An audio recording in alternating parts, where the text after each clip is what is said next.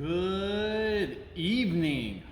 All right, so with a couple weeks left until opening season here on our western rivers, I apologize for the air compressor in the background there. I hope you guys can still hear me over it.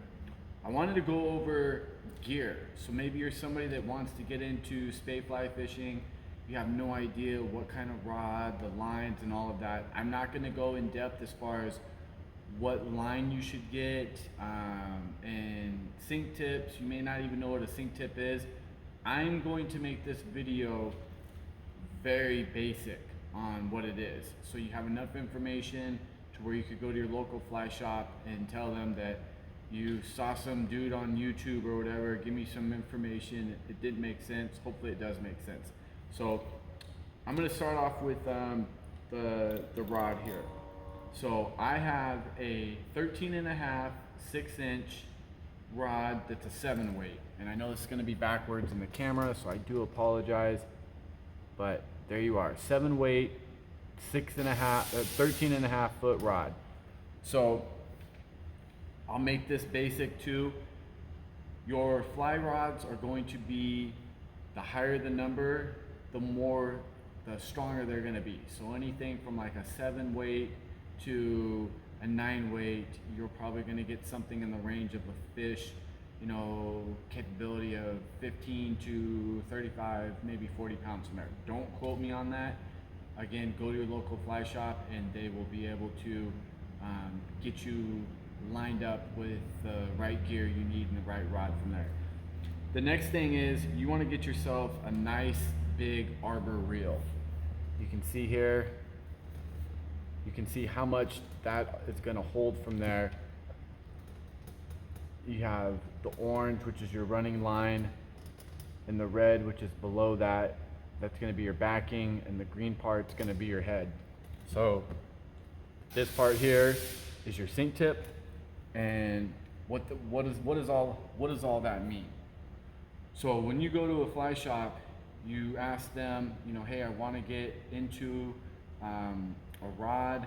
They'll get you into the right rod, and then they're gonna match this up. This is called the head right here. This can be anywhere from 23 up to 100 feet of a head there.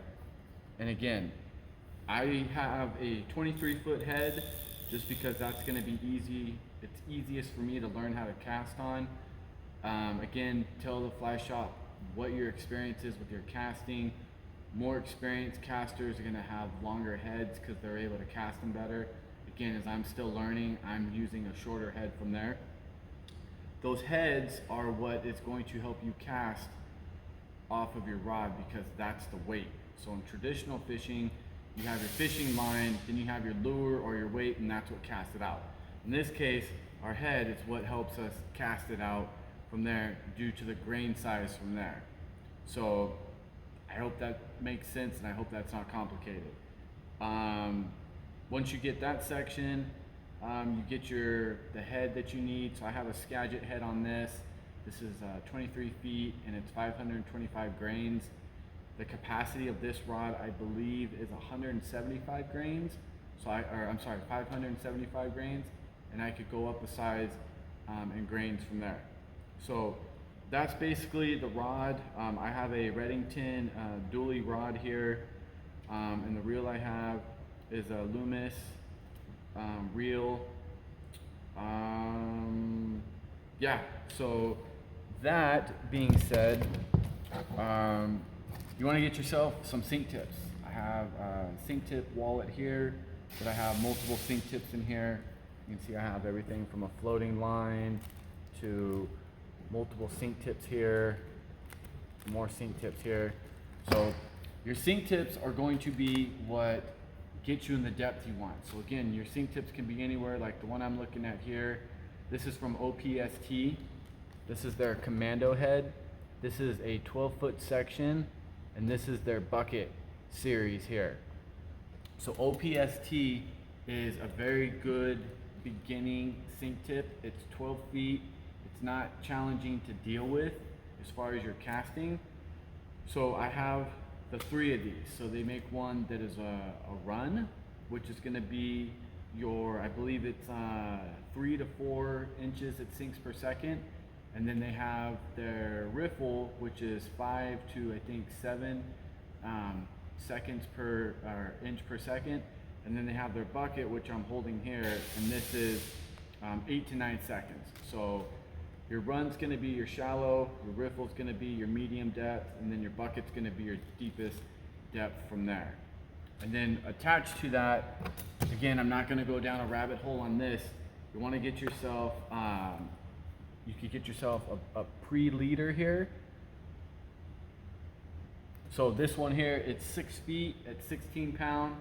Again, you can go to your local fly shop and tell them, hey, I'm looking to chase steelhead, I'm looking to chase salmon. What leader do you recommend? So the rule of thumb is if you're using sink tips, you want a shorter leader, because if you're using the sink tip that you have, you want that line to basically sink. So if you have your sink tip here, your leader is going to be off of this, and it's going to stay deeper a little longer with the shorter leader there. If you have a longer leader, then that's going to stay, if this part here is the bottom of the water and this is the top column of the water, your longer leader on there is probably going to be about here. So the rule of thumb is shorter leader is going to stay deeper, longer leader is going to stay in the middle to top column a little bit better. I hope that made sense. I know it's very quick, it's very generic, if you will. Again, I don't want to give you what to do, how to do it.